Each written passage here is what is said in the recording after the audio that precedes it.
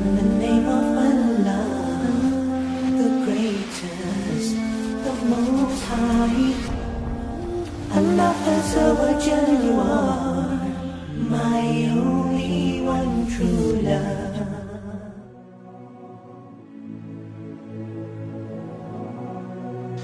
There was a young man who came to the Prophet sallallahu, alaihi, complaining to the Messenger sallallahu, alaihi. He said to him, Ya Rasulullah, my father takes my money, he always asks me for money.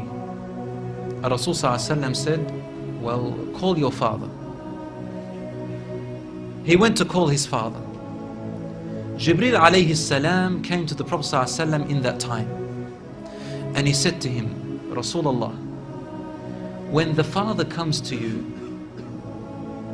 ask him, what were you saying in secret on your way here?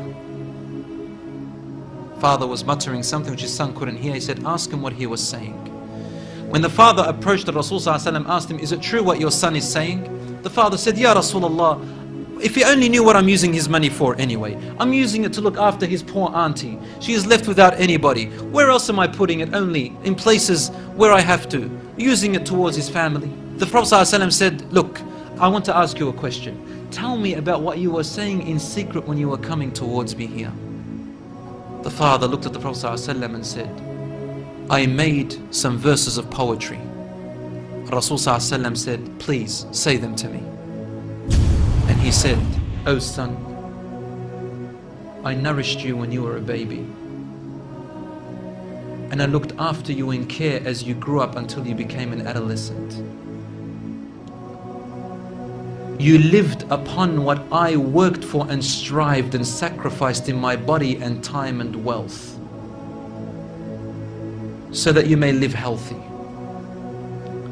Whenever a night passed you, when you were sick or ill or coughed, I was the first to be up, carrying you and looking upon you with my heart, afraid if an atom or a little breeze would harm you in any way. I could not sleep while seeing you sick until you slept, and then I slept. He said, when I ceased to see you sick, it was as if I was the one who was sick and ill, and so my eyes would always overwhelm with tears, but you never knew. And then he said, and when you finally reached the adulthood, which all my life I was anticipating and looking forward to seeing you become that.